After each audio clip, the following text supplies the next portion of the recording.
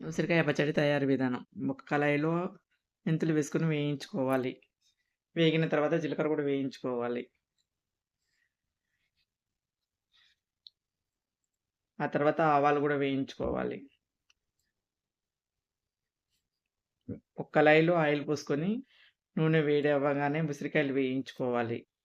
శుభ్రంగా కడిగి ఆరబెట్టుకొని వేయించుకోవాలి. మంచిగా గోల్డ్ కలర్ వచ్చేంత వరకు వేయించుకోవాలి.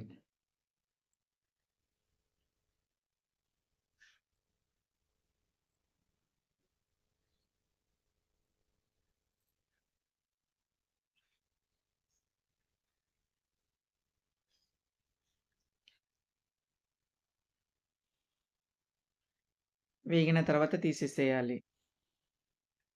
అదే ఆయిల్‌లో పోపు పెట్టుకోవాలి.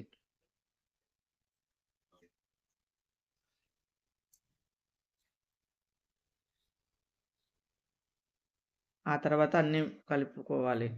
ఎల్లిపాయలు, దంచిన ఆవాలు, జీలకర్ర, మెంతుల పొడి, కారం పొడి, ఉప్పు తగినంత వేసుకొని కలుపుకోవాలి ఆయిల్ పోసుకొని.